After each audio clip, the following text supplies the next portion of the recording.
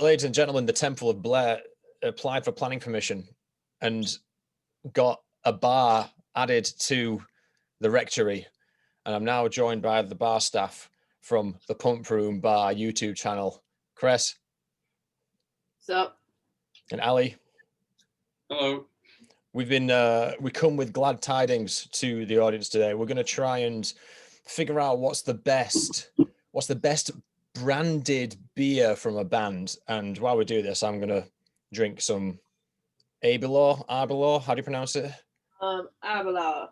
Abelard.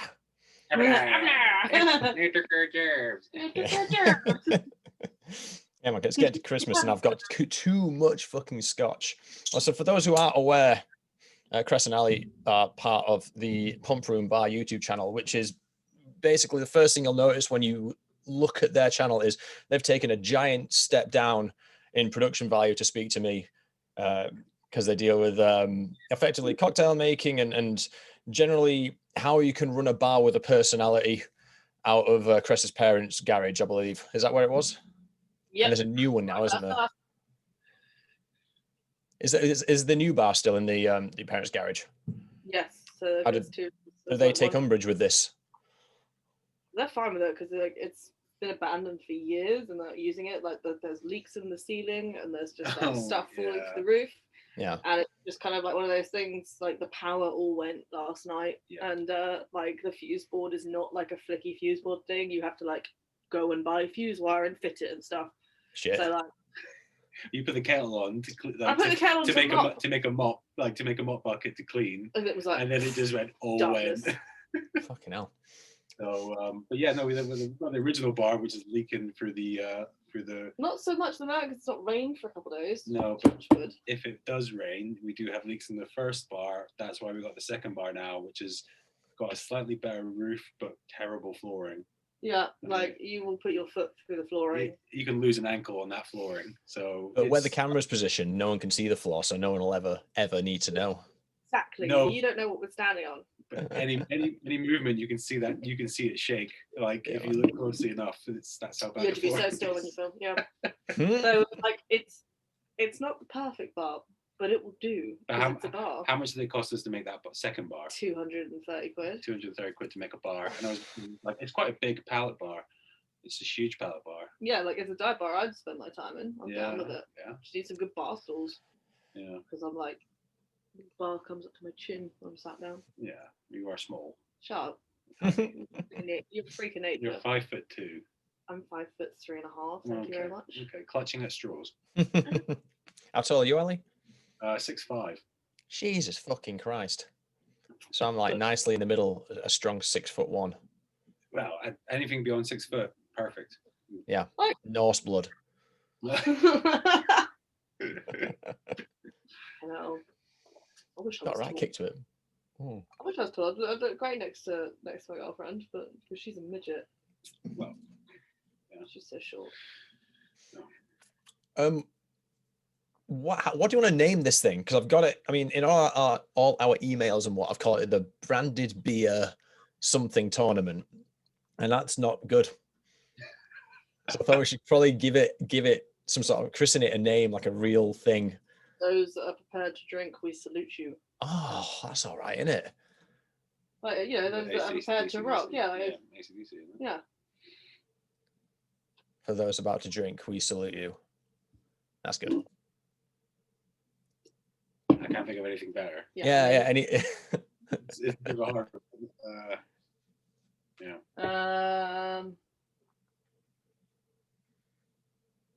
God gave rock and beers to you. Beers a quiz. There's 2 quiz. No. I just in the class and I like women sitting on my face. Wow.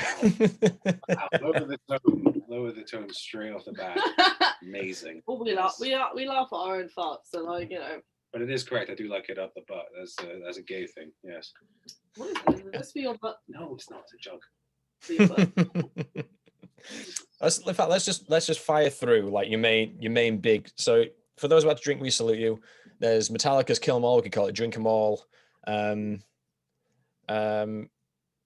Booze sells booze, but nah, that's shit. I'm thinking Thin Lizzy, whiskey in a jar, but that's not going to be anything. Beers in a jar. Yeah. What's the one that's there's another ACDC one that's missing me. It's on Back in Black. Oh, fucking hell. Oh, yes, Have a Drink on Me. That's not very good. Highway to Beers. Highway to Beers. I think for those about to drink, We Salute You is a good, appropriate name. And then I can just shorten it for the titles and stuff. Yeah. And then that'll work. Right, so we've got 9 beers which are available in the UK. Yeah. There was a list of 40 fuckers which I pulled together, but most of them are, in fact, it was kind of interesting, by which I mean boring for anyone else, reading up on like all these different beers. And there was a great article on, have you heard of First We Feast? The it's like a YouTube channel where the Hot Ones interviews are kind of hosted. Yeah. Oh, right, yeah. They had an article from 2013 called oh my God, we should call it Headbangers Brew. That would work. That would work. Headbangers Brew. Headbangers Brew. But anyway, this article is called Headbangers Brew, A History of Heavy Metal and Craft Beer Collaborations.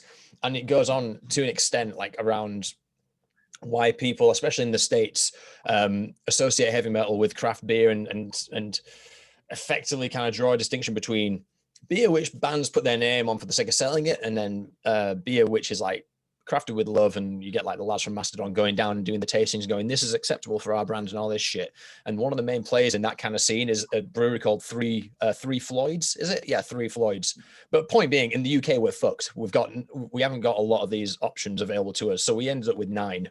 And what we should do today is we're going to draw them into a tournament bracket, and I've got my Excel spreadsheets open, so that'll determine which beers are going up against each other. College. Yeah. College. And what we'll do is we will reconvene once a month.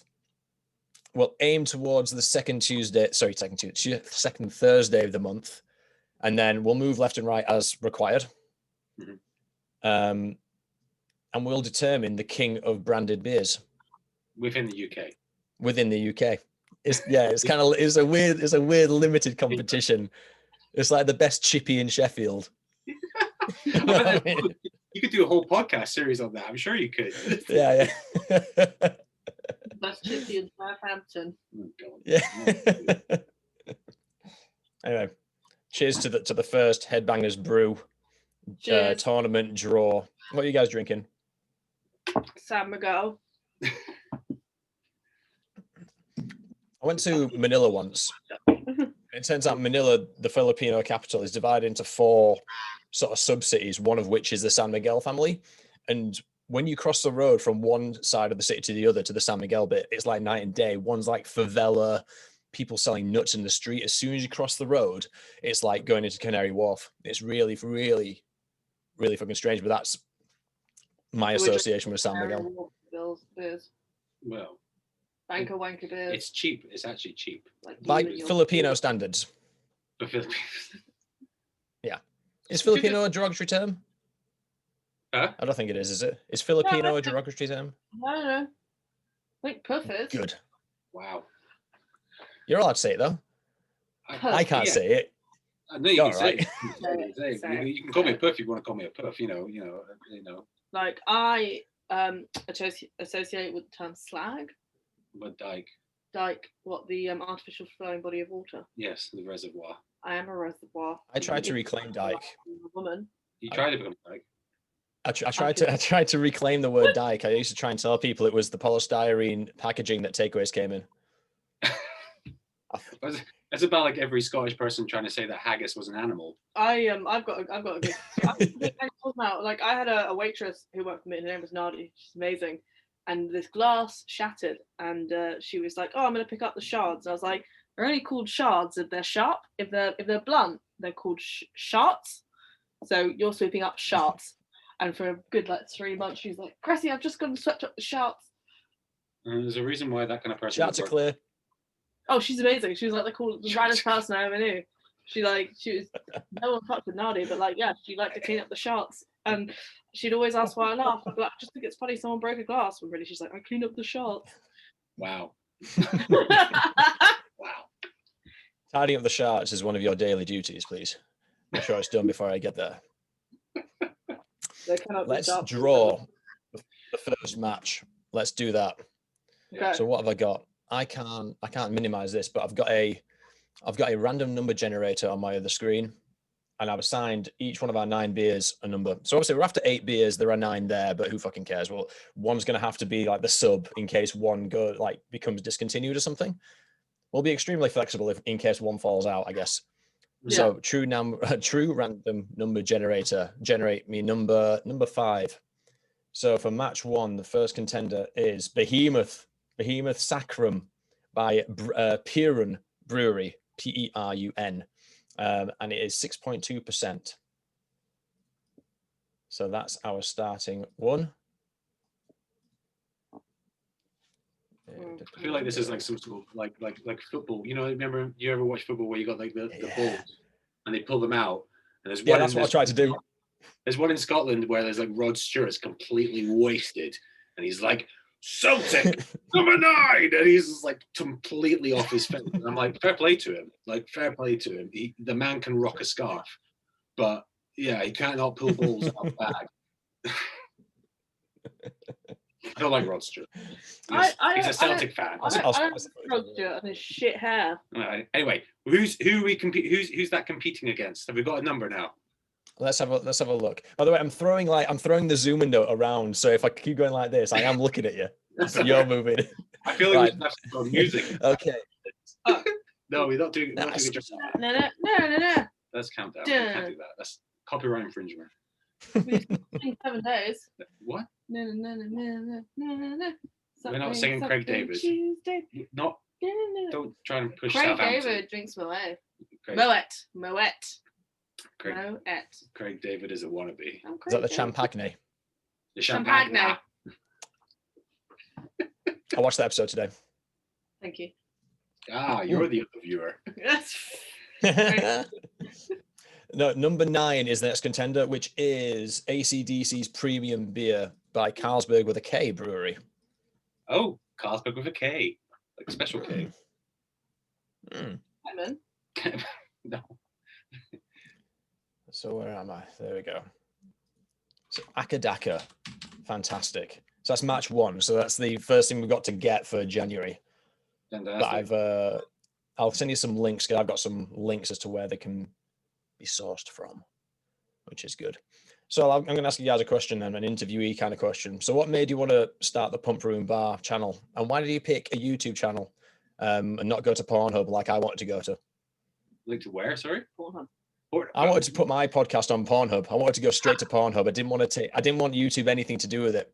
And the reason for that was because I'm like an avid YouTube sort of like follower. I've got a load of people that I follow and a load of like game channels and stuff that I follow. Like it's part of my everyday life. But every 3 months, there's this massive controversy about how YouTube treats its content creators.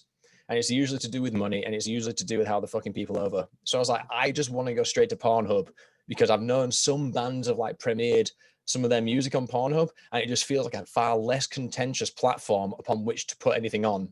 And I was like, there's got to be a safe for work arm of Pornhub that's about to happen, and that'll be the strategic way to go forward in the next few years.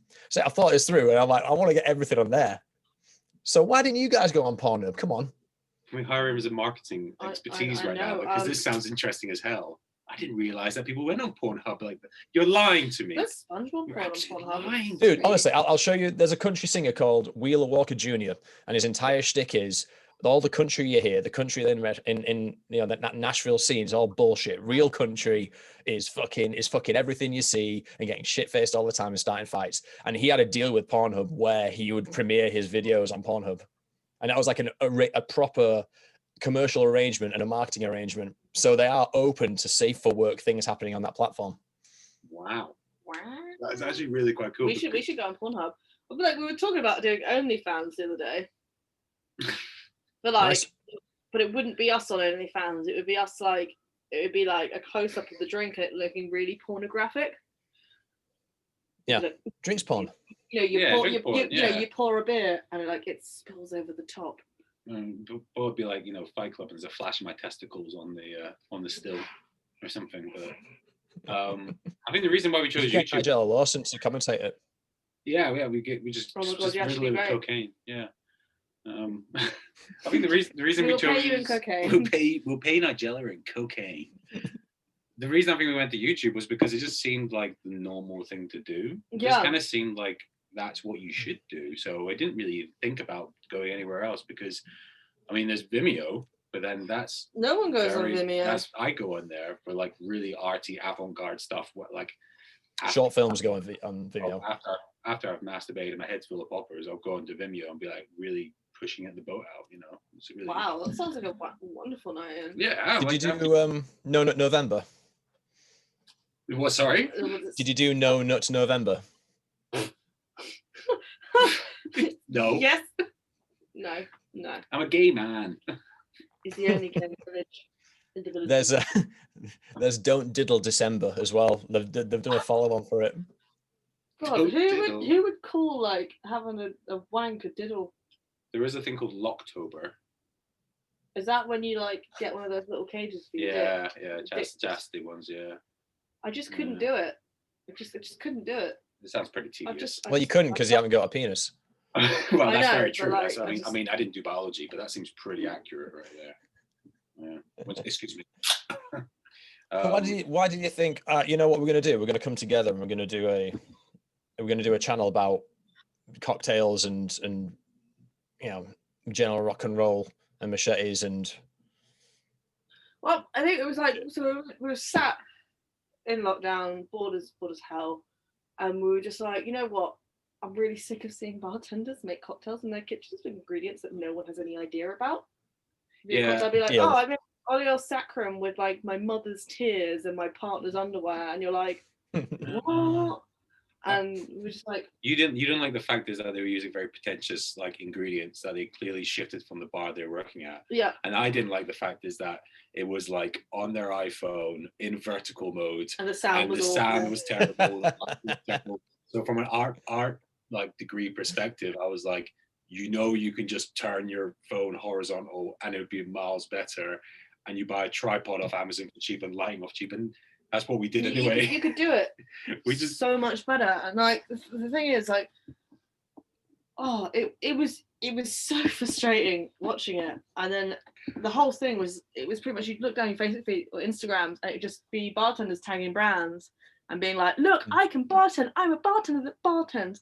And then look at all my, then they go to their mates and they'll be like, look, bartender friends, look at me do my bartender thing. Look at me bartend. Wow, bartender. Did I mention I'm a bartender? And it was just be to their mates. It was like a wank fest of who could bartend. It was a jizz central of bartending. And it was just like full of bartender slags. And we were like, you know what? Like, let's just not be dicks. Let's just not, well, let's not also be slight assholes. When was this then? Because my first exposure to you, as you guys know, is that Jägermeister documentary about Bloodstock, and I believe that was about July time.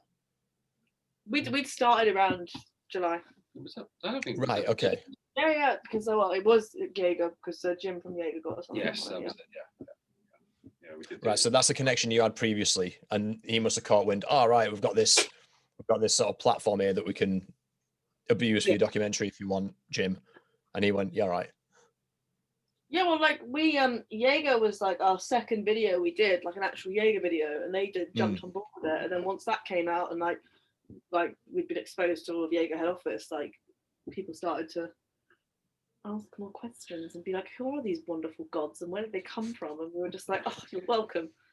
I think that one of the first drinks we did was like the second one was like the Jägermeister cocktail, which was a Jaeger mojito, and basically we just hit.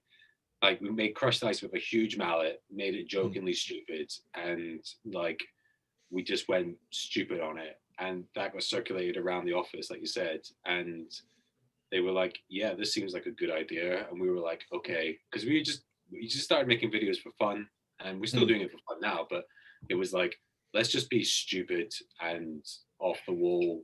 Like, why not? Cocktails aren't supposed to be a hierarchy thing. It's supposed to be anyone can drink them. Like I think the best way to describe it is like cocktails aren't wanky.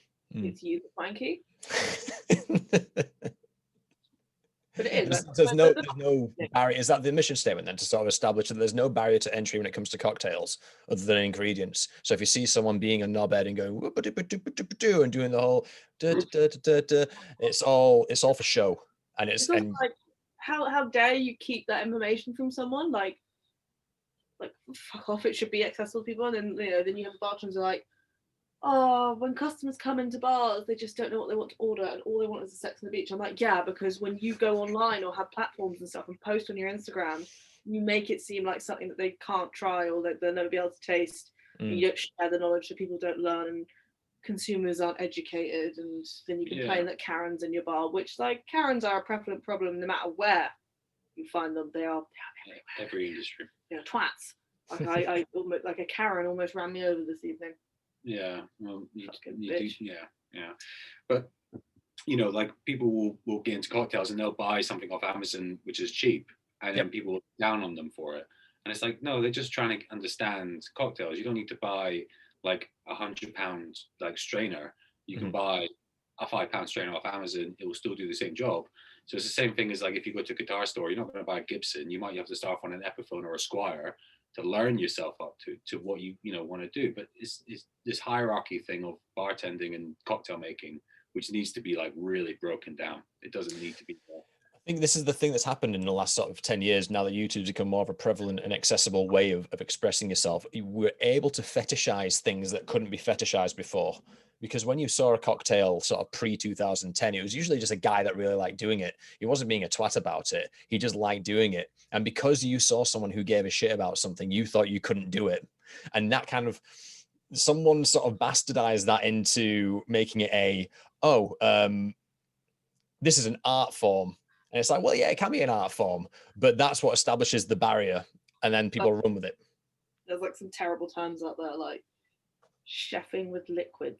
I hate the term mixologist. I don't like mixologist. I don't like mixologist. That's a silly term. I'm a mixologist. No, honey. I make orange squash at night. I make an orange squash. And I whack a language in it. Does that make me a mixologist? No. What's that? Shit. It's a chain of bars. Does food. Shit. There's two in Leeds, and I can't remember what it's called, but they're kind of like their entire. Not all by one. It's like the aesthetic is like everything is sort of almost steampunky. It's all sort of alchemist. Yeah, that's it. Yeah, I do like them, but they are very off.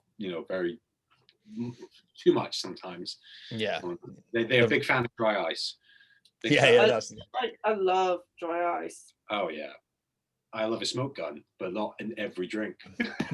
Smoke guns make great bongs. Can I get a margarita? Just hold the smoke and hold the fucking dry ice. And your ego while you're at it, babe. Oh god. In fact, I'll show you my bar while I'm here. I'm blocking. Yeah, go on. Take it to the range.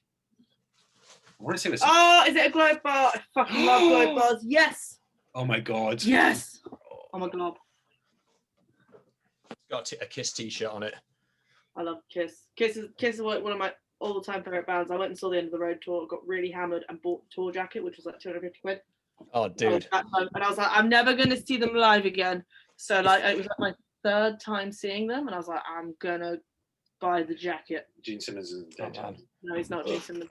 Right, we're gonna have to put it with the way it is, but it's the proper deal. It's kind of flimsy, but my missus got me this for Christmas a few years ago because she knew I was going to be an alcoholic. But I've basically started working my way down.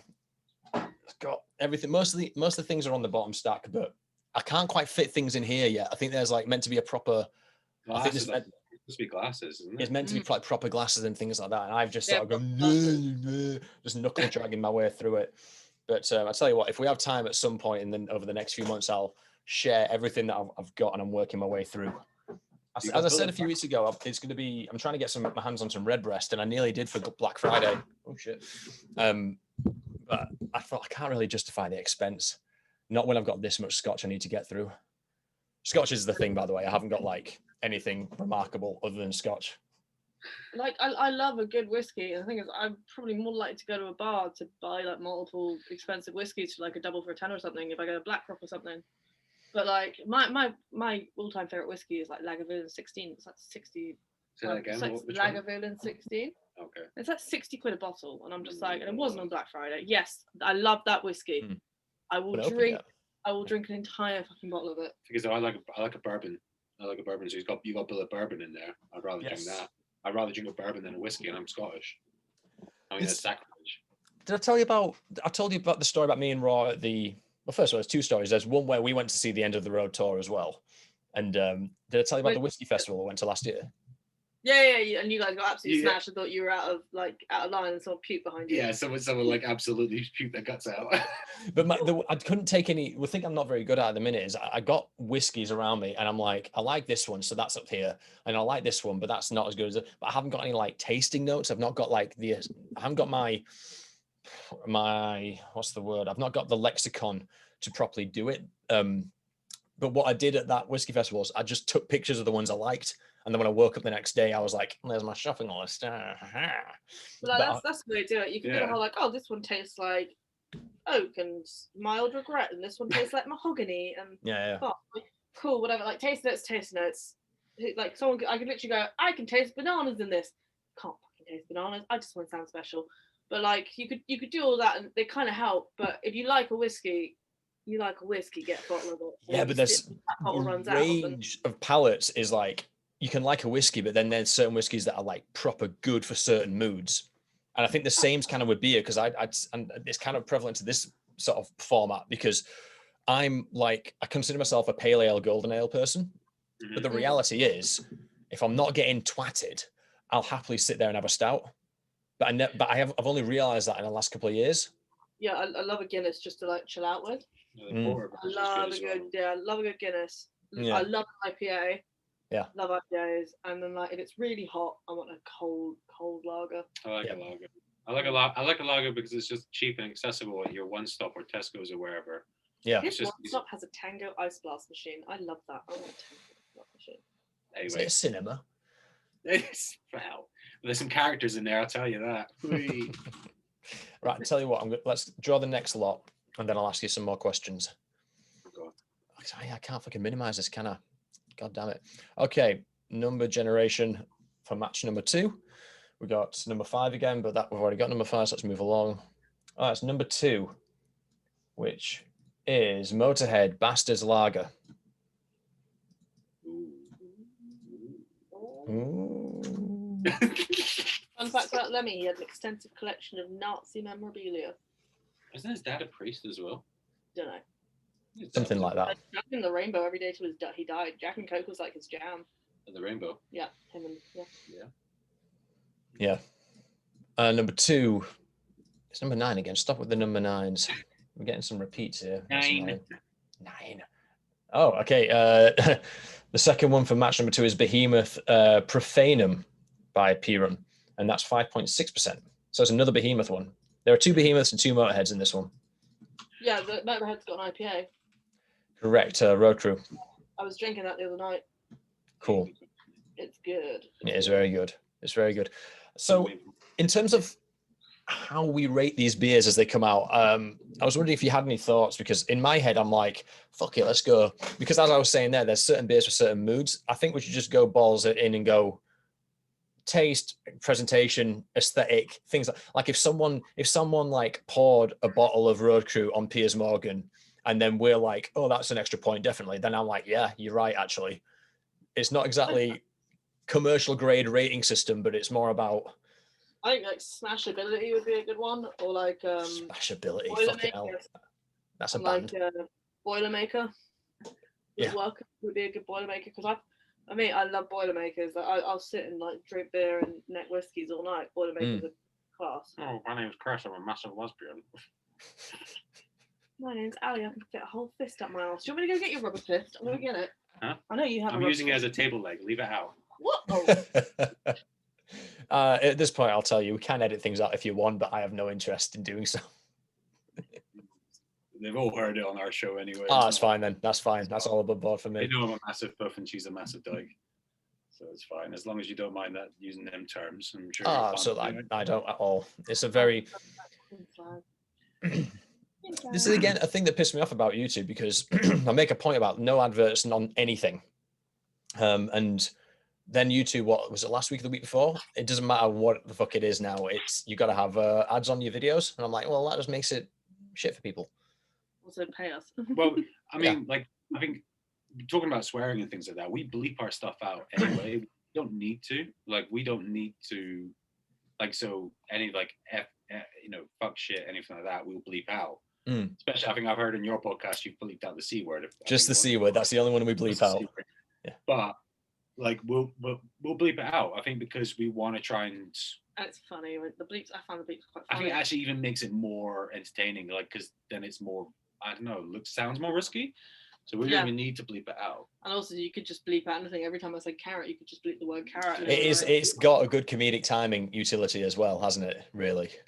I think it's like if you have it like in quick succession. So I think there's been one time when you've hurt yourself and you've been like, fuck. So it's just like constantly beeping like you're back in a car with a sensor on. It's just ridiculous.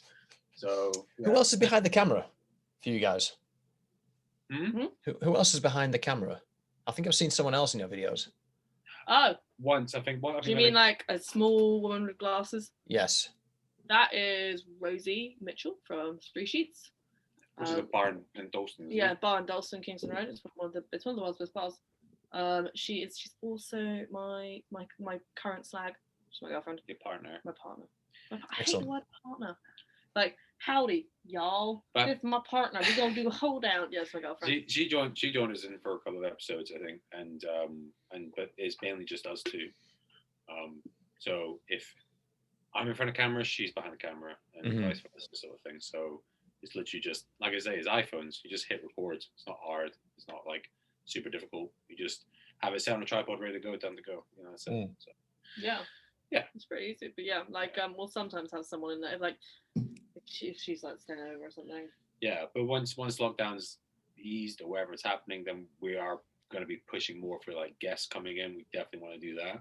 Yeah. I mean, because we want to have that bar atmosphere. It'd be best to have someone at the bar, like actually either do like a guest bartender thing and have them make a drink or make them a drink. I think like the next episodes, I'm working. Well, I'm sort of talking to the Solent Thrashers American football team that I used to play for. Cool. So what I'm doing is I'm doing a review on making cocktails on the back of a bus. So trying to do like finding things at a petrol station, using like a protein shaker or whatever you have in your kit bag, and making a cocktail. And because when I used to play in American football, you used to have this thing called Wine Club where you would stop off at your local gas station, petrol station, and you pick up a bottle of rosé and you drink that on the way home from away games. So the idea is that you make a cocktail in the back, trying to do it on the cheap, trying to do it easy and stuff like that. So, and the first thing I make is it's not even out yet. It will be out now, I think. There's a sex on a beach, but it's like so like made in a protein shaker and stuff. But it's delicious. It's super boozy. Like using halftime oranges and stuff like that. Like they added sort of freshness, but like you can make cocktails anywhere. Yeah. Like literally anywhere. And that's awesome. I think more people should drink cocktails and stuff and like have better drinks because they're not expensive to make. They're easy to make. Yeah. And like they're super smashable. Unless like you're making something crap like a last word. The closest thing I think I've got to sort of on the roady kind of cocktails is for the end of the road tour last year for Kiss. Me and Dave decided. His name's Dave, as you know. It's raw. It's raw. It's raw. Yeah, I mean, for Dave likes going in raw. We decided we'd make our mobile Jaeger bomb bar. So it basically meant we had to go and buy a crate of water, empty out the water, or drink the water if you prefer. Make a load of Jaeger bombs, stash them in a bag, line the bag with Hello Fresh like cool bags, stick it in the freezer for a day, get it out of the freezer to defrost. And then took it on the train. So we had just like ready-made cold Jaeger bombs for the train ride up to Newcastle. And it was... At least they're cold. That's awesome. It was disgraceful. I loved it. Absolutely loved it.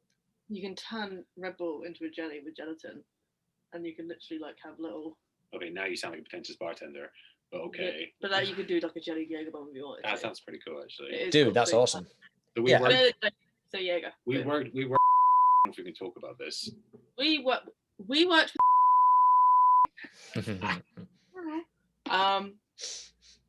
I've never worked with someone more anal, and Ali loves butt stuff. I do like anal, yes. I also enjoy anal. I do, yes. Yeah. Anyway, but yeah, they were anal as fuck.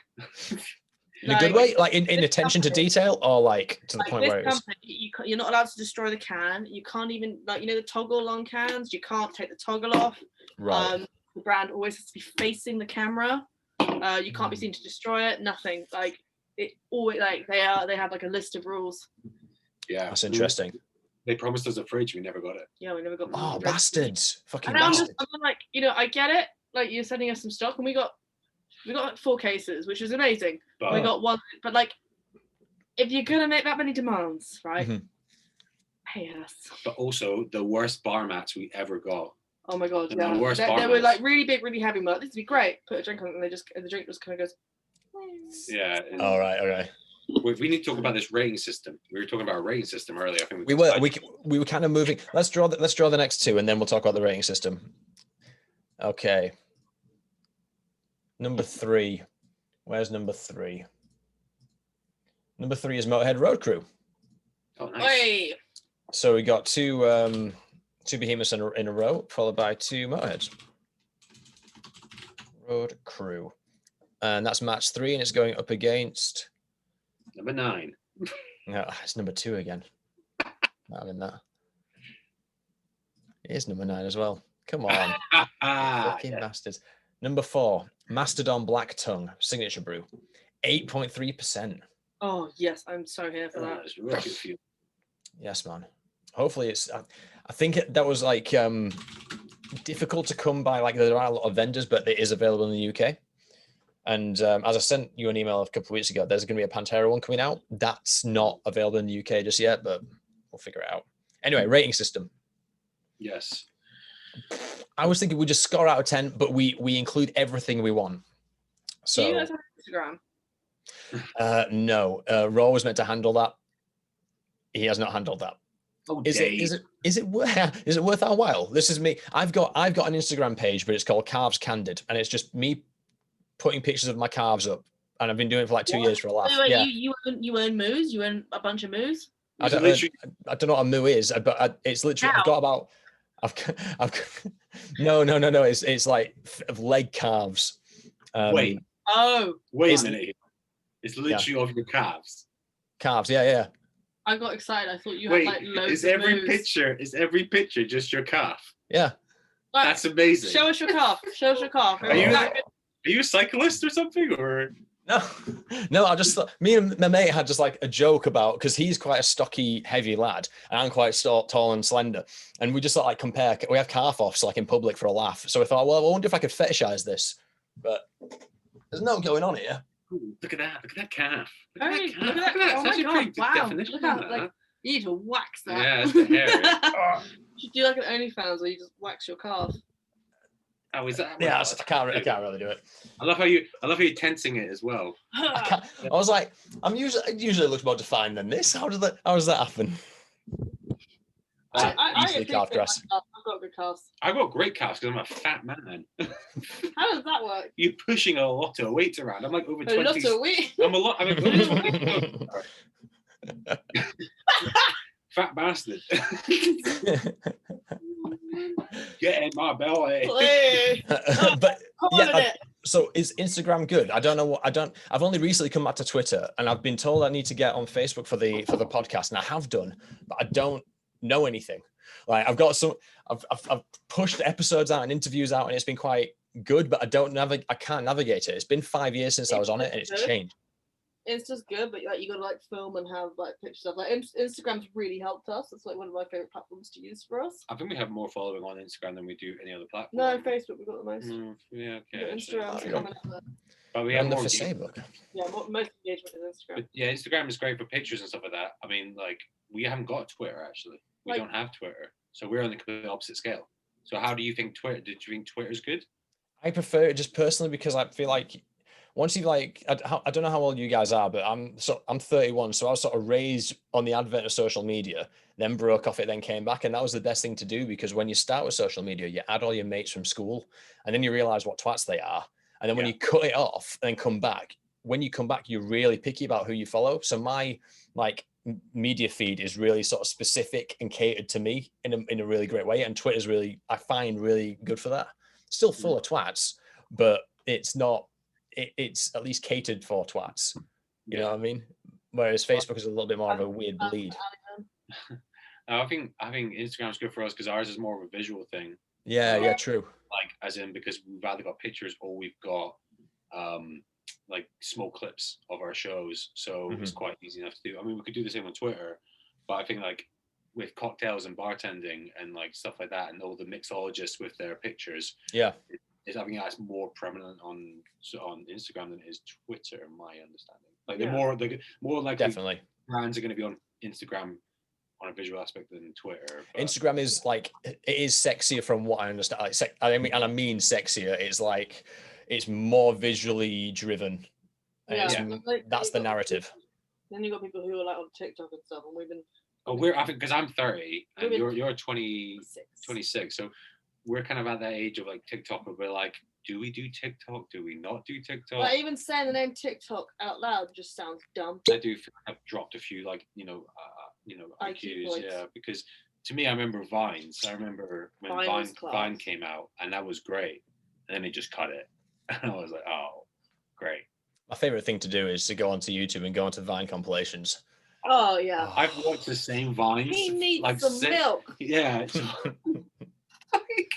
Adam. Like, so many good. Watch your profanity. Like, I watch it all the time with my husband. I drop back a sound. Some of the best ones. I love. Look at all these chickens. So good. Oh my god. Yes. No, we're not on Instagram. I've got a weird calf fetish attempt on Instagram, and that's it. How many followers have you got for your calves? Yeah. This is the thing, right? It's purely organic. I haven't been pushing it. I've been deliberately not following anyone else because I'm like, look, this is a special club for calf experts only. And apparently I've just got 2 more. That's good. How do I see this? I barely even know how this works. I got 26 followers and 84 posts, all of my calves under different circumstances. Here's a calf. Buy a car. Here's a calf next to a baby cow, which is also known as a calf. I got excited. I thought it was an Instagram dedicated to your flock of moos, but you don't own any moos, and I love moos. I call cows moos because they moo. Have you ever like walked through a field and they've seen a bunch of cows and just go moo and so they move back to you? No. When they move back, it is the most satisfying thing because you caught that cow's attention. When I walk down the street, people moo at me. I think that's more of a weird thing. Or my massive tits, others. Moo. Can I get some sunny tips? It's full fat love. Cream. Rating systems. If you like rating systems, yes, back to rating systems. We're talking about my boobies. If you do this to the boobies, does it become whipped? I don't know. I have no idea, honestly. There's a lot of fluids I produce, yes. Moving on. Helicoptering is fun. It is. You just hit people in the eyes. I get black eyes. Are we talking about penises or boobs? Whatever you got. Both. Anyway. You can do. We are professionals. Right. Rating system on the beers. I think we've got potentially a Boilermaker rating system. What's describe a Boilermaker rating system for the uninitiated such as myself? Would it work well with a shot of whiskey? Ooh. Okay, we can pick one whiskey. Be like, does it work well with this whiskey? Okay. And we like have rare whiskey. Be like, does it work? That could be the coup de grace, couldn't it? We could go like, this is great on the palate. Ooh, this looks great in the presentation. And the last thing we look at is it a good Boilermaker? Yeah. Or we could do like, how about the lonely beer rating system? Like, is it a beer that you drink on your own? Is it like good enough for you to drink like 5 of them and get that buzz to go? Like... That's contextual, isn't it? That's contextual because if it's a good lonely beer, then great, rank it high. But if it's also a good party beer, rank it high. If it has character, I guess it should fall into it. Smashability, kind of like. Well, I mean, is it smashable? I think is it Moorish? Is it a case where you can just drink it again and again and again? It's not too. And I guess the thing. the thing about the band thing is as well. Drink it at a gig. Drink it at that gig. Well, it's not even drinking it at a gig, but like bands themselves have a particular brand. So like Motorhead is like, it's fucking party time. ACDC's party time. Troopers are more, I guess. Old man beer in the pub. Always seen. I used to. No. It's more. I'll meet in the middle there, Chris, and I'll say it's what you drink when you're watching Time Team. Not that Time Team's bad. I don't see fucking Trooper as a party beer. It's not party beer. I wouldn't have 3 or 4 of them. I'm kind of. That's because you've had. Yeah, I've had Trooper. You haven't had the others yet, so you can't say that. I've had the Motorhead ones. They're great. They're fucking smashable. They're lovely beers. Oh no. So what we're thinking, because I think we like anything goes, and if we think, oh, this is smashable, but let's say the two of us don't think it's smashable, is like a meritorious part of the scoring system, we can argue it on the day, if you know what I mean. We can sort of just go, oh, it's a Behemoth beer, we shouldn't be partying to this should be brooding, throwing eggs at churches. It's a different thing. I think you could do generic rating systems. I mean, you've got price, you've got ABV, you've got true. Price, price. You know, like I would definitely say the design of the can, how it the looks, bottle has to be presentation, because it is marketing. It is a thing. You look at metal, you look at rock music. It's all about the aesthetic. You know, you would. I mean, you were talking about it. Would Motley Crue be Motley Crue if it was from Glasgow? I don't think so. You know, it's the idea of marketing and the idea of branding something. Yeah. So. Yeah, because like with Motley Crue, like, would you see them as Motley Crue if they were drinking a bottle of Glenlivet as opposed to a bottle of Jack? Yeah, I mean, it's like the way they dress, you know. The fact is that they're wearing like leopard skin, like fucking leggings and shit. Yeah. So, I think what we're getting at is everything should play a part. Definitely, definitely. I mean, even the accessibility of it. I mean, you know that something like Trooper is going to be easier than some of the other stuff. I don't wait. So I'm breaking the seal. It's cool. Great. I thought I could smell fish when she walked past. Would you call like a group?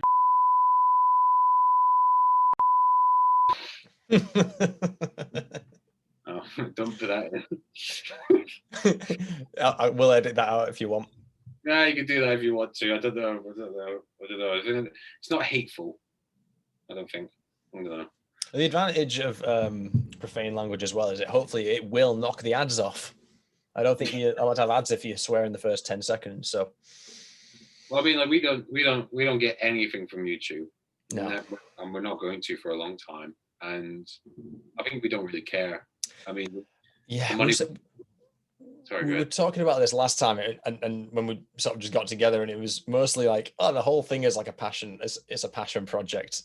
And then, like for the Temple of Bleh, the whole idea was I just wanted to create a platform for which I could filter through my stupid project, which is history of Roadrunner Records, the Secret Metal Ed. I'm going to do one on where's Justin Hawkins been between 2006 and 2011 because he just went missing. God. Yeah, tell me about that, because they're actually from like Lowestoft, and my whole family's from there. Weirdly enough, the Hawkins brothers were born and raised in Halifax, which is where I come from. So that's my sort of connection with them. But no, there's a beautiful sort of like 2006, the Darkness splits up. 2011, they get back together. But in the middle period, the Stone Gods were a band, which was like all the other Darkness guys, which was really formidable, really good, sort of like good through line rock and metal. But Justin Hawkins went off and he did solo stuff. He did songwriting credits. He even wrote on a Meatloaf album. It's fucking really cool stuff. I mean, when they first came out, it was a banging record. It was a banging album. Like, was it Love Is Only a Feeling? It's like a complete ballad. It is good. I love it. I like cheesy rock sometimes. You know, I like classic rock and metal. So for me, that just ticked all the boxes. I was like, and even their music video was like, I'm on the hills in the middle of butt nowhere, with guitar, which isn't plugged into anything else. I was like, this is Guns N' Roses at its best on a budget. And I was like, yeah. There's almost like a Sam Raimi-ish sort of like physical humor to it. There's a bit where they do the chorus and they're like, love is only a feeling. And then a synth comes in and goes, ba-na-na-na. And then he twists his hip to it on like this cliffside, and it just syncs up perfectly. It's like, this is bloody great. It's so good. It is so good. What's your view of Darkness, Cress? Okay, so I saw the Darkness when they got back together with the original band. Mm-hmm. So this was 2011. When was this? It's like 2011, 2012, and like when the Born This Way Lady Gaga album came out, because I went to go see Gaga at Twickenham Stadium, and they were the support act for Lady Gaga, and they were class. Yeah. But Justin had this fucking terrible mustache. Yeah. But he still rocked like the tight of the pants and stuff. He wasn't wearing a catsuit. He wasn't a catsuit. Oh, fantastic. He was in a catsuit. It's great. I've always seen his catsuits. I want to own one of his catsuits one day. Wow. But we were just talking about swearing and then getting demonetized, and we thought that's fine because neither of us are bothered about having ads or making any money because our relevant channels are more to do with just doing shit we like to do. And then we got onto the Darkness. We just do it for fun. Oosh. Yeah, and if someone like picks us up for like a Netflix special, then great. Where were we in terms of the rating? Did we just say? I think I was going to start talking about scoring. So like, if we're going to bring everything into it, should we just like each of us can give the beer a score out of 10, and then the most wins? Yeah. Yeah. I mean, can do that. You could split it into categories and be quite detailed about it, but I think at the end of the day, it's down to taste. I think looks. And then if something is so remarkable about a particular beer, we could create a category and sort of go most effort for least budget or something like that. That kind of weird shit. If you find like little special characteristics of particular beers, we can always find some place for it. Radness. Well, Radness. Is it a rad beer? Or is it a sad beer? But then that's opinion, isn't it? That's opinion. It's like for me, Everything's because I did like I dropped out of graphic design masters. I would be like, oh well, the type font on this one is absolutely exquisite. You know, I'd be like that kind of dickhead. So, but it was brewed in Dudesville, so it has to be radical. It has to be awesome. Like it recommends that you have pineapple on your pizza. Yes, rad beer. I'm down with pineapple. Yeah, I think we could just do a simple like out of 10 system between the three of us. I mean, unless I think Roller's going to join us, isn't he, at some point maybe? I hope so. Over the next, he's got 7 fucking months, so he better do. Well, I hope so. Failing that, I'm going to try and get guests on, which was going to lead me into my next question, which is if you had like band wise, is there any particular bands you want me to reach out to? Because I've been sort of moderately successful with the Roadrunner thing in terms of like getting people to talk to me about something weird and particular about that. So I'm thinking if I go to people saying, look, we're doing like a beer tournament, we're doing the Headbangers Brew. What do you want to join us on this date? We're talking Road Crew and Black Tongue. What do you reckon? I think people might like that, maybe not. But if there's anyone you think we should approach, if there are any bands you like that might not be so big that they're doing ours. You what? Sorry. Psycho Stick. If I could have a band, I'd choose Psycho Stick. Really? They seem like the kind of band that would. They seem like the kind of band that would, and like they just seem so cool. Would they have access to the beers though? Probably. Yeah. I'd say Psycho Stick. Like anyone who writes a song, they've got songs called "This Is Not a Song, It's a Sandwich," a song called "Beer," another song called "Because the Boobs," and yeah. No. And the lead singer's name is Rob, which is close to Rob, but like it's Rob with the B. Wow. There we go. There's a suggestion there. There we go. I'll make a note. This is not a I'll reach out to that and see what the crack is.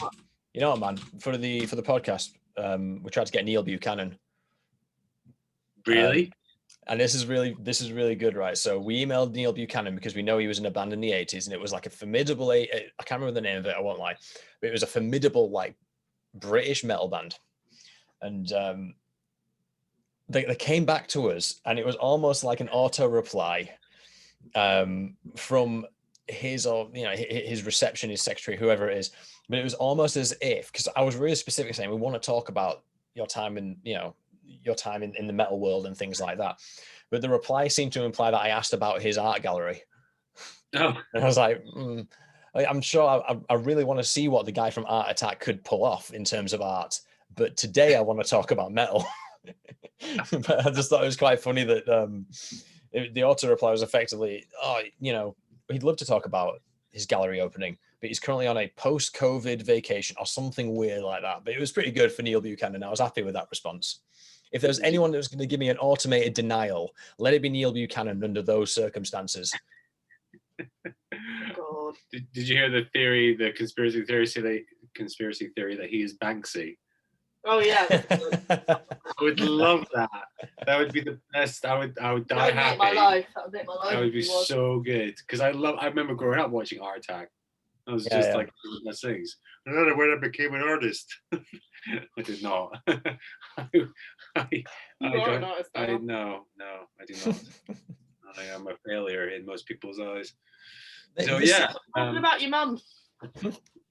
Let's try and get each other sort of caliber for kind of bands we like, because that'll give me sort of a barometer in which I can find people.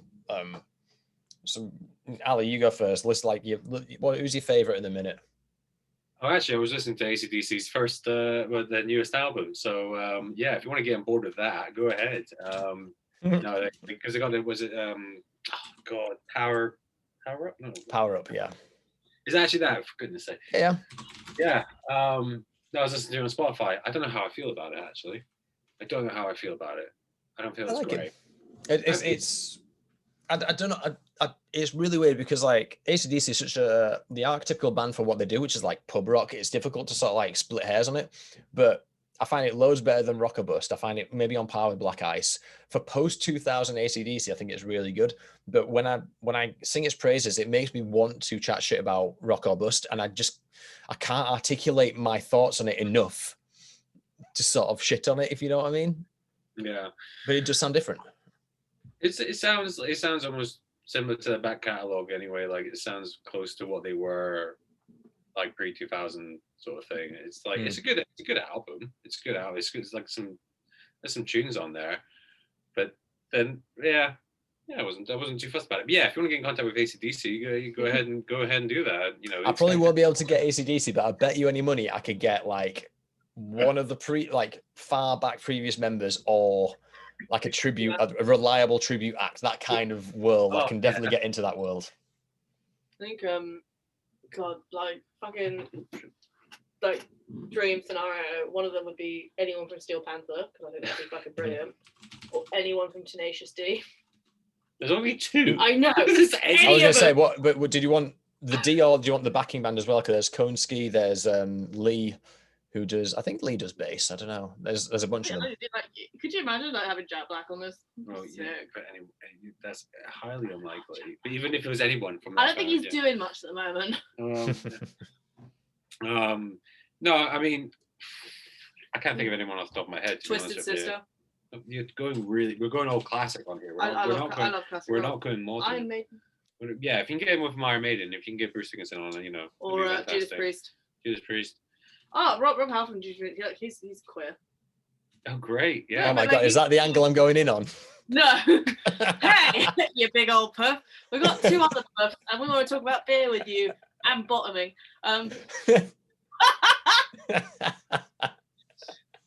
Wow. You can plug your new book. That's ridiculous. I can't believe you on that one. The thing is, I'm not above like emailing these people. It's just finding the contacts, and actually, it's proved to like pay dividends. And I'll tell you afterwards, because it's just fucking ridiculous. The day I've had is ridiculous in terms of people emailing back to me. But all right, so we've got like Psychostick, AC/DC, Steel Panther, the D, Twisted Sister, Maiden, Priest. I've got a few as well, but it looks like our Venn diagrams cross over quite heavily. So I don't think if I got someone on, I don't think you'd be upset with who I'd get. I'm upset that you are here in this podcast. I wanted Brian Johnson. It's one of those things where I'm like, I'm trying to like think like Ace Frehley or Pete Chris would be amazing from Kiss, because they're both like washed up alcoholics. Yeah. They're probably not doing anything either. Like Bruce Kulick, who was like one of like the guitarists of Kiss, he did like the Revenge album, which is like one of their arguably their heaviest albums, and he's an amazing guitar player, and he's like ex-Kiss and stuff. So like that's me wishing. Don't look at me like that. God, like. You think of like sort of local bands, couldn't you? And Shikari, like they're Southampton. Yeah, they are. What are they called? I know they've still got time. Angels or something like that. What? Sorry. I know they've still got time.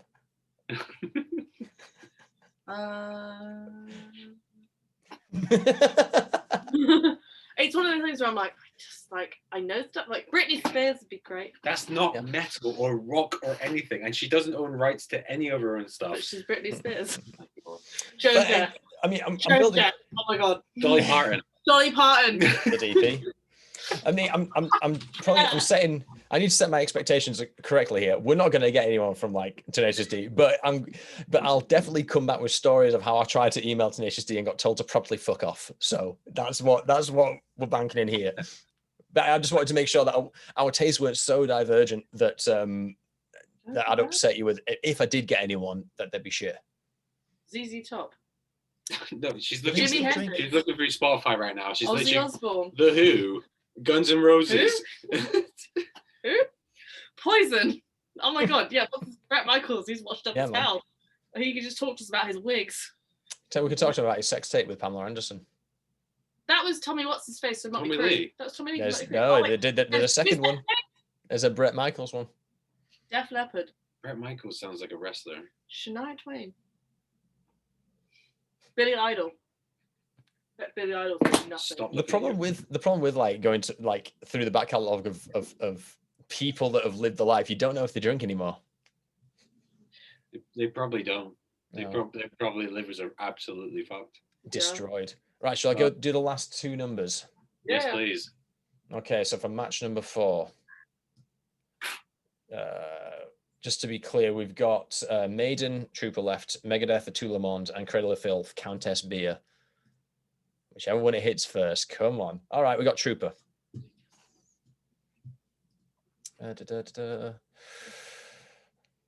That's in. Last but not least.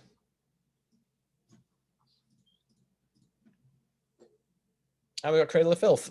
Sorry, Dave Mustaine. I mean, he wouldn't be bothered anyway. He's sober. Okay. So I'll send you the screenshot of what this is looking like with the proposed dates as well once we finish up here. Mm-hmm. It's a nice little tournament bracket. I'm quite proud of this. And hopefully Raw can join us. If not, I'll try and find some people. My co-host at the minute is my mate Tom. For the last few episodes, he's not really a metalhead though, so I'm trying to work my way around that. And as I mentioned previously, with live events happening in the next sort of like 6 weeks, should be all right. But if something catastrophic happens, then I'll get someone to sub in for me. But there'll be nothing that you're not already completely aware of. And in terms of planning, the reason we did this, the reason I sort of proposed let's do this once a month is so we have plenty of fucking run up. Yeah. And we know exactly where we are with it. Yeah. The last thing I want to do is waste your fucking time, especially you got a proper YouTube channel with a proper thing going. I'm just sort of rambling on for fucking hours on end every week. You have watched our channel. It is absolutely garbage. No, I'm joking. I like it. Well, thank you. Stop playing with the drill. It's not a dildo. Not yet. You can attach a dildo to it. Wow. Wow. Wow. Owen Wilson cats. Little Wow. cats. Instead of saying meow, they say wow. Wow. Great. Fantastic content right here. Anything else that we need to cover? Or can I just shoot the shit with you for 10 minutes? Because I think I said we should make this last half an hour, 40 minutes, but I think we've gone for about an hour now. We've gone on for quite a while, I think. I have no idea how long we've gone on for. Do you guys live together? Are you like cohabiting? No, we're so because we're working together as a business and stuff like that. Like I'm going back to work tomorrow, you're not, and in our normal jobs, and so we've sort of been in close contact. I would say it's our support bubble because you don't go anywhere else and I don't go anywhere else. We don't have lives. And because we're doing this channel together, and because we're doing things by close contact with filming, it's just become that's it. So she's. So we're like 15 miles away from each other. Yeah. I was just worried that me taking longer on this would keep you away from your homes, but you are sat there getting shit-faced, so I guess that's fine. I can't drive home. She actually drove in on a Harley Davidson, so her Harley's outside. Awesome. And, I live in a terrible part of Southampton, so it might be on bricks tomorrow morning. I did a gig down in Southampton it was last year before all this shit happened. And the thing I was really impressed by was that your parking meters because they're the only ones I've ever seen that said parking starts at sunrise and ends at sundown. Where the hell did you park? Yeah, where did you park? Like, Right, so where the ferry is over to the Isle of Wight, yeah, where we do our gigs is to like the little bit that little shitty park to the right of that, and all the parking is around that part of the city. That's what it all said. Mayflower Park. That sounds about right, you know. Street, isn't it? No, by the Red Farm Ferry to the right of that is Mayflower Park. Oxford Street's further down. That's like to the left. So when you Mayflower Park rings a bell. Totally rings a bell. If you're looking at the Red Funnel, and you've got there's a weird building which is now an Indian restaurant. Oh, Coochie's. Yeah, and to the right of that. Yes. That's right. That's right next to the, like if you were late for a ferry and you missed it, you'd go to that fucking Indian. That's how close it is. Yeah. It's right next to it. That Indian's it's great. It's really good. And actually, Coochie's is amazing. Yeah, I think Richie Sunak, the business guy, Conservatives or whatever, he used to work at Cooties in Southampton. Wait, he used to work in Cooties? Yeah, he used to work in Cooties. No way. I know which college. Yeah, he's Southampton. He is. Hey, Southampton, he is. Southampton. Oh. That's probably why the pile of shites on tier 1. Wow. I don't even know what tier I'm in. You're probably 3. You're Leeds, aren't you? No. I've heard that Leeds are doing all right. Honestly, I've been paying no attention because similar to you guys, I've been like, well, the only people I've been seeing is my parents because I've been helping them move, which is part of the exception process for the tier system. And the only other one is like a childcare bubble for my kid, and that's it. I've seen no one else. It's kind of broken down south a little bit. In what way? People are definitely frustrated in the south coast. Like everyone's just like, I don't see the like. First lockdown, streets were empty. Yeah, you drive around town at fucking 6:30 in the evening. There's no one there, nothing, and now it's like roads are busy, place to pack, people are out. Yeah. Not to get too political, but I think the thing was it was Cummings. It was the Cummings gate. As soon as that happened, as soon as that happened, everyone was like, "All right, there's no confidence in this this rule set anymore. We know the police aren't enforcing it, therefore we make exceptions for ourselves." Yeah, there's not enough police to enforce it. I've not seen a single police officer give out like a fine to an individual for not wearing. Yeah, I mean, you hear your example making cases like, oh, this bar owner got taken to court, and that's great, that's fine. I mean, you can fine them $5,000 all you want, and we'll read about that, but we'll never read about the money being handed over because that money won't get handed over. It'll be, I haven't got $5,000. How much have you got? I've got 250 quid. That'll do. That's how magistrate court works. That's how fine paying works. That's how massive conglomerates like your Amazons and your Googles get away without paying jack shit because it's kind of done on a barter basis. So it's not enforced. So why would anyone stick to the rules if they're not enforced?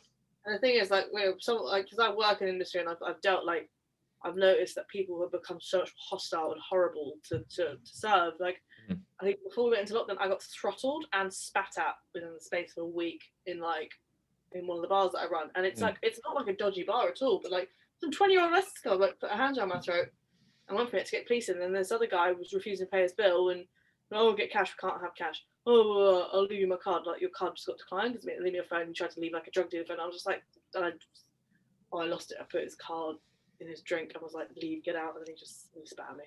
And this girl went and throttled me. Like, it was nasty, but like people become so horrific. And I'm like, don't fine the businesses unless they really are taking the piss. Fine the guests. Absolutely fine the guests, because they're the ones who come in and like won't be like, oh, I forgot, I didn't realise I had to wear a mask. Oh, I'm sorry. And like, you're like, please don't dance. They'll get up and dance, and you're like, and they turn the music up and like they quick little snake. They've been a nightmare.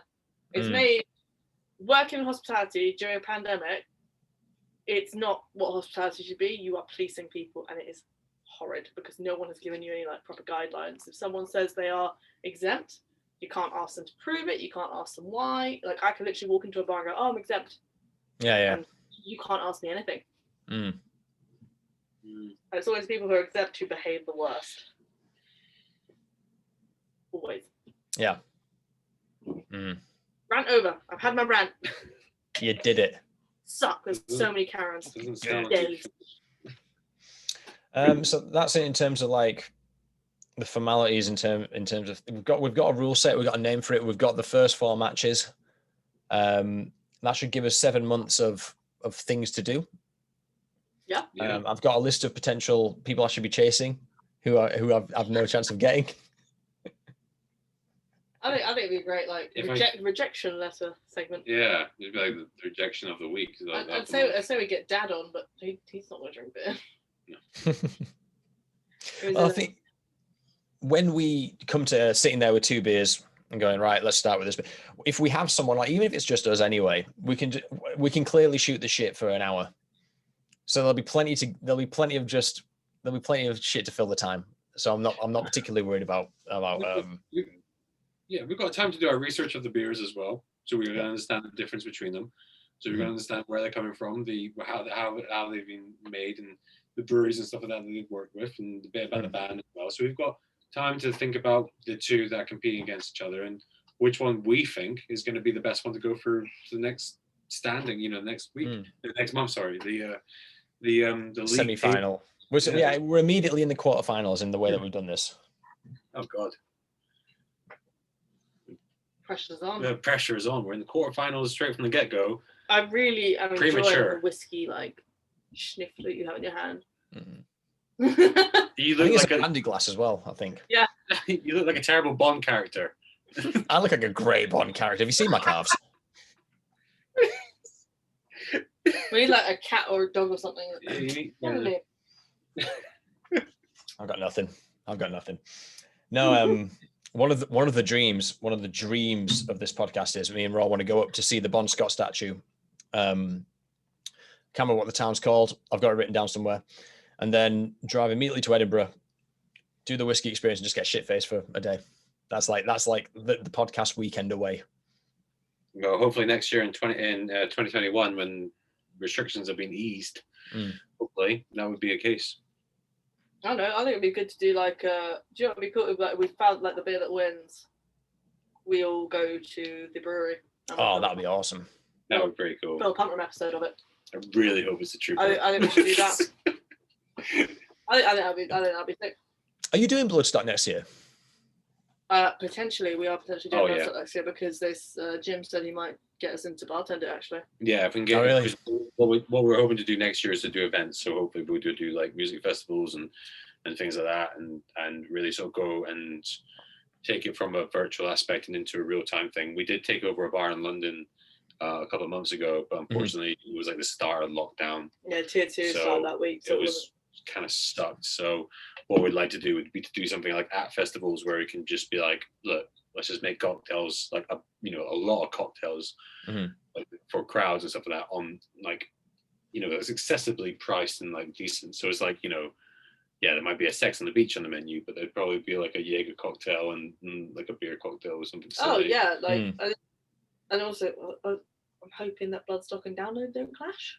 Yeah, they won't. There's June is typically Download's time, and then late July, August is usually Bloodstock's time. I need to go see Kiss for my 4th and final time. I've forgotten the Download headlines. Lineup. It's Kiss. That's it. I think System of a Down or another one. I think you're right. I think it's pretty good. Let me get it up for you. 2021 lineup. Let's have a looky look. Come on, where are you? Lineup. All right, so Friday you've got Kiss, A Day to Remember, Frank Carter and the Rattlesnakes, Black Veil Brides, Theory, Wayward Sons. On the second stage you've got Megadeth, Distillers, Airborne. Oh, that's a brutal, fucking brilliant lineup. Lacuna Coil, Miles Kennedy and Company, Aaron Jones. Second day, main stage, Biffy Clyro, Deftones, Gajira, Pretty Reckless, Monster Truck, Those Damn Crows. Second stage, Killswitch Engage, Mastodon, Daughtry, Bush, Wild Hearts, Poppy, Stone Broken. I'm pretty sure, right, Stone Broken applied for a festival I was running years ago. Fucking years ago. I seem to remember. I could be full of shit. I need to check the old emails. Did you say Bush? Bush. God, that brings Got a machine head. That one. Glycerine. Another one. Sunday you got System of a Down, Korn, Volbeat, Rise Against, Ailstorm, Powerwolf, North Lane, Wage War. Second stage you got Steel Panther, Darkness, Skillet, Baroness of Mice and Men, POD, Massive Wagons, The Last Internationale. Massive wagons. I like your prediction. She's got massive wagons. What's your best tit euphemism, Chris? Waps. Waps. I adore your waps. Oh, that's all right. It's really satisfying. Give it put your wap. Show us a wap. See your waps. I like big old bitties. I want to wap with your waps. Because mine for testicles is either testicles or chaps. Chaps. Fucking scored him right in the chaps, mate. Ooh, actually, I like wing wangs. I like the term biscuit. I like the term biscuit. Biscuit for what? For your balls. For your testicles, yeah. Hit me right in the biscuit. Biscuit, but there's two, so you're biscuits. Well, there's two parts. There's almost like three parts. I don't know what testicles look like. Phonetically, you could say the custard creams, and we'd know what you meant. Yeah, we could say anything, but well, I know. I like nunny for minge, you nunny. Nunny. You gut locker. Yeah, actually. Your sacred canal. What was the one I heard? Sorry, what's your favorite for penis? What's your favorite for penis then? Oh man, so many. You know what? I don't think I've got one for the dick. I don't know why. I must have one. I must have it locked away somewhere. I don't have one. Nothing's jumping out. No, well. Nothing's jumping out. Nothing's jumping out.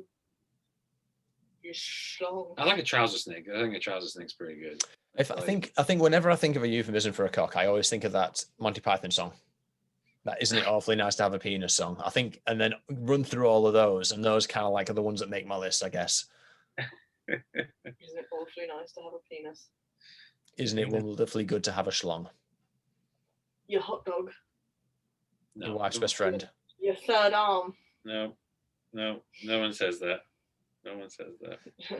Hey, do you want to have some fun with my third arm? No one says that. My third leg? No one says that. My trunk? No. My this is penis? why you're a lesbian. This is why you're a lesbian. How do they work? How do they work? Are they real? Like, if I wanted something to put there, like I could just go to a shop and get it in any size or color. One with a suction cup. Yeah. Like, have you ever played dildo darts? No, I have not. I have never. You just wet the suction up and go, whack. So much fun. Dildo darts. What were we on about? Bloodstock, weren't we? Yeah, we were. Download. So in terms of like doing bartending through Jägermeister in your capacity as a hospitality company or in your capacity as a channel? Probably sort of start as a channel, so we'd go through Jaeger and we'd bartend one of their bars. Yeah. Okay. That sounds cool. I hope that happens for you. Yeah, that's what we'd like to do. I think it would work quite well for us. Just sort of figuring it out, because like we want to be in a position where people because we have people that pay for our content, but we want it to be more of a constant flow of revenue and content, and make more radical shit. And then Monkey Shoulder said something about riding up to Scotland on Harleys and building a pub from there. Yeah. And then eventually like rolling out our own bars and like world domination. Mm. And what you're describing is an OnlyFans. Yes. I think OnlyFans are gonna have to happen, because like OnlyFans for drinks would be fucking funny. Well, no, but OnlyFans is not just porn. No, I know, but everyone associates it with porn, so you could literally just make really sex. Like maybe a Pornhub situation, like you said at the start, might be. Yeah, you could have a safer work OnlyFans. Why the fuck not? Especially, I don't know about this, right? But Patreon, are you using Patreon or anything like that? We need to sort out. We have. We've had multiple chats about it. Okay, I've heard it's not quite as a again in the same capacity as YouTube, but in a more sort of like tangible way. Apparently, Patreon isn't quite as viable as it is meant to be. I don't know anything more, but I've heard there's a bit of shit going around about Patreon, and people are leaving that platform and in favor of other more manageable ones. Yeah, we're not desperate. We're not desperate for making this a full-time job right now. We're still trying to figure out the gears of it and where we're going and what we are, and forming a style and an understanding of what we want to do. So right now, the most successful thing is YouTube. It's free. It's easy to search on there. of course, algorithms are always going to be an issue, whichever social media platform you're on. But we're producing like 3 videos a week, so we're casting as much of a web as we can, and just sort of like get people involved. So we're just being consistent on how we're doing things. We're just producing stuff, and if something falls, it could be there might be a video. We've had videos in the past where it's bombed and it's not done well, and then next week we've had videos which have done ridiculously well, and we just don't know why. So we just keep making them, and we hopefully figure it out. Yeah. Eventually, we get like the perfect number, and we'll get the perfect formulation. It will just go viral, and it'll be one of us like farting into a coop. We don't hope to go viral, but that's not the idea. No, I know. That seems like people like expect to get viral, like it's hitting a lottery. We'd rather get shown that we're actually doing something decent, and it's not just a flip. You have those people that go viral for that one video, then you look at the rest of the channel and like. Yeah. My dream is to just get shit done, because that's what I made this for, so I can actually have a platform to do stupid shit and just get that shit finished. That's what it's about. So in a similar capacity, it's just kind of, at the minute, I'm not at a point where I'm understanding what's resonating with people or what's not resonating with people. I've had some quite nice comments so far, and we've just hit 300 listens on the podcast, which is great. But I'm just like, I just want to learn about the history of Roadrunner Records, and I just want to know who's sneaking posters in the background of Channel 4 shots. That's all I want to know at the minute, and that's what's driving it. I listened to your first episode on Roadrunner history, so I think it was like when it originated, and it's very interesting. I need to listen to the second part now. There is no second part. This is the thing, right? So yeah, I know. This is the annoying thing, is that I listened to the first part, and you're like, the second part will be this. I was like, okay. yeah. But I have to redo the first part, because the initial idea was I was just going to bang it out every 2 or 3 weeks, just like Google it, research it in whatever way I can, put it on a shitty timeline, have Raw take the piss out of me. That's the fun, blah, blah, blah, blah. But since that, now, like in that particular episode, I go on about Carnivore and Merciful Fate, because they're like the 2 flagship bands from that label. Turns out I'm wrong. There's a shit ton of bands that were there who were part of Roadrunner, who like loved and lost and all this sort of stuff. And they just came out the woodwork, and I've been interviewing them since then. So now I've got loads more information about what happened in those years. So now I'm going to have to, this is the plan so far. There's this artist for Roadrunner called The Great Cat. She's called The Great Cat with a K. And she's all about thrash neoclassical guitar work. That's her shtick. But she's also super abrasive and super shouty, and that was her personality. And she made 2 albums with Roadrunner, and they didn't bomb, but she's got a following, but it's not like she's not up there with like King Diamond. So I've now figured out a way that I can redo part 1, and then I've got a model for the rest of the episodic bits. So I'm doing a mini one on her as a proof of concept, and then I'm going to redo one around about the same time, and then I'm going to go on to the second one. Because as far as interviews have gone, I'm now sort of like crawling towards the mid-90s. I'm getting there now, so I should have enough to sort of start going into part 2 in earnest. Part 2 being 87 up to about Iowa, when Slipknot came out with Iowa. But it's slow going, just because I've got so many fucking interviews, which is really good. It's a good problem to have. Yeah. It's been loads of fun, but it's been, I'm not even going to say it's tasking, because at the minute my missus is just like, I don't get this, but you seem to be enjoying it, so just fucking crack on. I think it's like, I think when I typed in Roadrunner in the like Spotify play, like, search engine, I think yours was like the first thing up. Oh, really? I was like, okay, cool. Like, I don't know. Dude, I was looking for my own Roadrunner thing the other day, just like, I can't remember. I think I was trying to find like a bit of information that I got wrong to confirm I got it wrong. So I typed into YouTube history of Roadrunner Records. Mine doesn't come up, but a 6-minute brief history of Roadrunner Records comes up from some prick who uploaded it 3 days ago. Not even joking. I'm like, you fucking bastard. But it's all right. He's literally just got like a PowerPoint and just goes, "This is what the label's about." And I was like, all right, that's fine. But I was like, oh, you beat me to it. But it was fine. For a minute, I was like, I can't believe it. Oh my god, that's quite coincidental, then, isn't it? Yeah. And like, I don't think we've had that issue. The thing is, when you type in Pump Room and YouTube, it comes up with that fucking restaurant and bar. There's a restaurant in Bath called the Pump Room. Which It's like sucks. we should go eat there. I just want to take over their hashtag. I just want to make sure that, like, if they ever type it in, it comes up with us first. Oh yeah, Which I think we're going to do. we're doing it. Let's do it, man.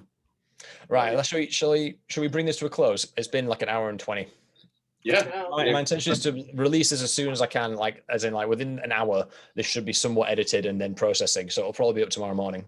I'm going to censor the brand you mentioned earlier. Yep. And I think that's all I'm going to censor, unless there's something else I should be taking out. I can't remember what it was. Me calling lesbians fishmongers. I'll edit this out and that. Yeah. No, you can keep the part about me doing anal. That's fine. That's above board. That's a good one. That's a good little segment there. Yeah. No, I think that's enough. Yeah. I think we've cracked it, guys. I think we've fucking done it. We know what we're doing. We've sort of established what our intentions are. We know what kind of guests we're going to look for. We're limited by the amount of beers we have an option to, but that's fine. That's fine because we're representing the British drinking population in essence, aren't we? So it's the UK version. That's what it is. Yeah, man. Yeah. Right. Well, is there anything you want to particularly plug and you want me to add on the end of the video? Like I can link to different videos and stuff. Is there any particular one you want me to plug at the minute? I mean, like most recent one would be great. Like for us, if you're gonna plug on our channel, yep, that'd be great. Yeah. But yeah, you can find us at the pubroom.bar on Facebook and YouTube and Cool. Instagram as well. I think they're all the same. Yeah, and if you want to contact us, it's mail@pumproom.co.uk. Yep, and go like and subscribe, and that's pretty much it. Sweet. And I'll plaster that all over the pages and shit. I'll reach out on Facebook as well because I didn't know you're on Facebook, and I don't know Facebook very well because I'm an old man. You're younger than me. No, not. I'm a year older than you. Well, I turn 31 soon, so don't worry about it. That's fine. January. Woo. Right, Ali, Cress, thanks for joining me. Oh, rest in peace, the guy that played Immortan Joe in the new Mad Max film.